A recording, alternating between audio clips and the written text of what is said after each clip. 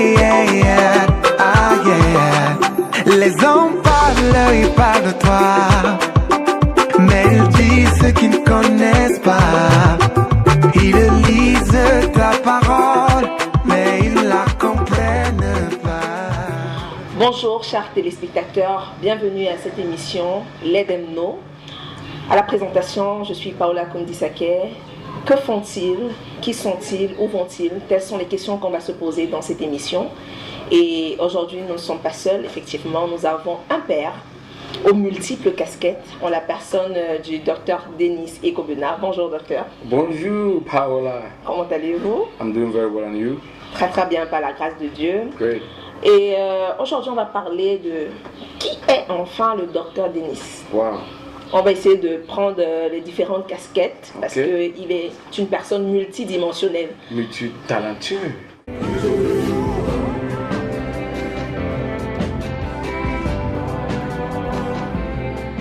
Donc ça veut dire que l'une des premières casquettes en fait qui s'est manifestée, c'est la casquette de musicien et donc de chantre qui s'est manifestée avec le Seigneur d'abord. C'est l'une des premières casquettes.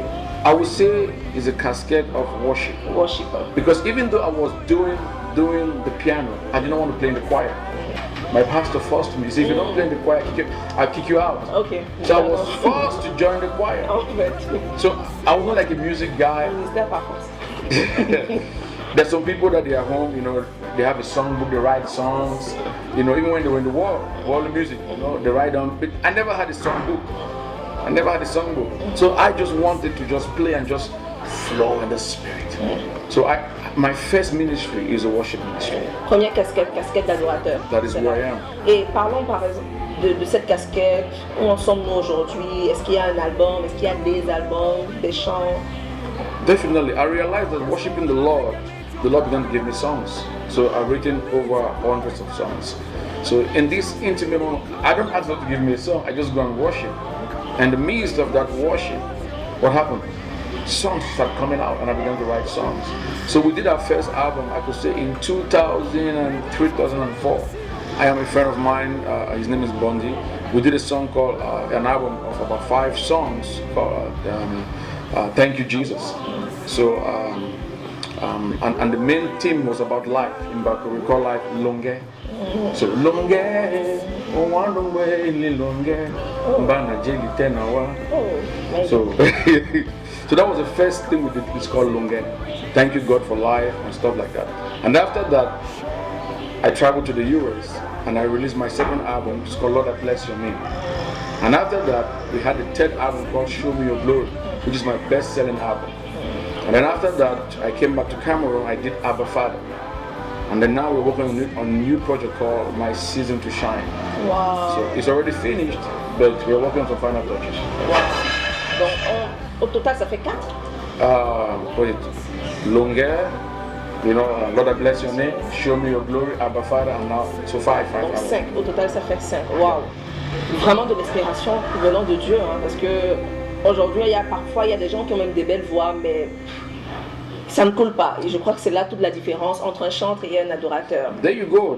That's why I said, even as a preacher, I always tell people, I am a preacher who say I'm not a singer. You know, I'm a worshiper. That is who I see myself. So, and I want to say that in all of this, we are preparing one of the premier live worship event in Yaoundé, coming in November. Wow. It's called the Sounds of Revival. Wow. Songs written by Cameroonians. Wow. Only songs written by Cameroonians. Wow. So that is the aim of this event. Sounds of Revival is to promote Cameroonians, songs written just by Cameroonians. Wow. So it's going to be a live recording, live worship, live event. Bon, super, excellent, et nous sommes vraiment heureux d'avoir cette information ici parce que l'émission en fait c'est pour la promotion du gospel au Cameroun. Donc vraiment l'annonce de ce programme est une très grande nouvelle pour nous. Alors on a commencé en disant Docteur Denis. Alors Docteur, maintenant la prochaine casquette, le DR là, c'est venu d'où en fait? So, quel est good question. Education. I went to University of Boer. I did my bachelor in maths and computer science. Like I told you, my goal was what? Make money, computer engineer. And then something happened. God, of course. God has a better plan for my life. So I traveled to the US. I did a second bachelor in ministry. So I switched from mathematics to ministry. And then from there, the master in leadership, finally a doctorate degree in theology and leadership. Wow, ok. To Donc, qualify him as a director of a Bible school. ok. Donc des mathématiques, ministère. Et aujourd'hui donc docteur en théologie. Et leadership. Wow. Et nous rappelons justement que le cadre qui nous accueille aujourd'hui, c'est Fire Bible Institute. Definitely, this is our institution. We've been in Cameroon for 6 years now. We have had 4 batches that have been graduated from the school. So we're a school that is based on what? The fire of God, supernatural, and servant leadership. Wow. We reign as what? We reign as servants and we lead as kings. Wow. Est-ce qu'on peut dire encore cette phrase une fois de plus? Okay. Oui. We reign as servants and we serve as kings. Wow, ça c'est très profond. On va retourner ça quand même pour la fin. Mais déjà, prochaine casquette. Prochaine casquette. Docteur Denise, il y a des livres, on voit The Power of Vision. Oh yeah. Puissance de la vision. 21 choses que les jeunes doivent connaître. Autant de livres. Est-ce que cette carrière-là maintenant dans l'écriture, ça commence à quel moment? Oh, good question. You know, as a worshiper, I received something from the Lord. I realized the Lord began giving me ideas for books. And so I attend so many conferences. As a young person, even before I traveled, there was a desire for me to study. I knew God had called me after He made known as the revelation of His call upon my life, but I wanted to be trained. But it was difficult to have training. It was difficult to have books. You know, that are things I wanted to know. So most of the Bible school I did in my early age was reading books of preachers and men of God, attending conferences. So out of that came a desire that why don't you have a collection of books that can help the future generation so they won't struggle like you struggle. So the things you think people need to know, put them in books. So I began with my first book, which is The People After God, which is a journey of revival, passion of intimacy. Wow. Because everything starts from intimacy. Then I went to the Emerging Leader. How to develop your passion and gift into ministry, preparing for ministry. And then I went into the next book, which was The Power of Vision, knowing and writing down your vision, living out the vision that God has called you to. Wow. And from there on, you know, it's 21 things you'd reach the new. When I wrote this book, I sat down and asked myself, what are the 21 important questions that every young person would like to know in their youth? Because I made some mistakes in my youth. So, through research and study, I came up with 21 important questions that every young person should have an answer to. From vision to identity to fatherhood to marriage to, you know, the list continues. And then a couple of years ago, we released 2 new books, Leadership from the Inside Out, Volume 1 and Volume 2.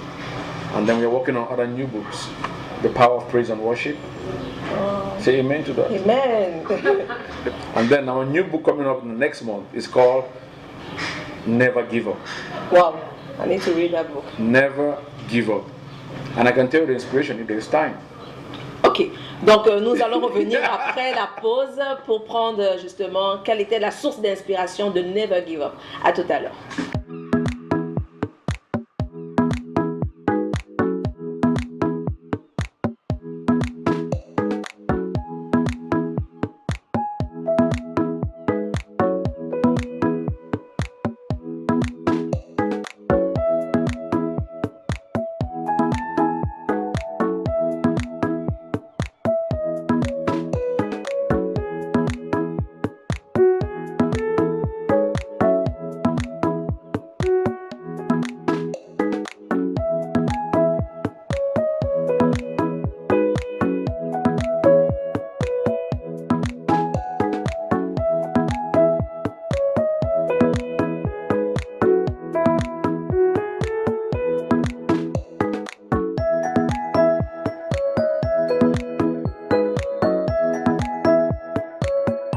Ok, de retour ici avec le docteur Denise dans le cadre de cette émission Let Them Know.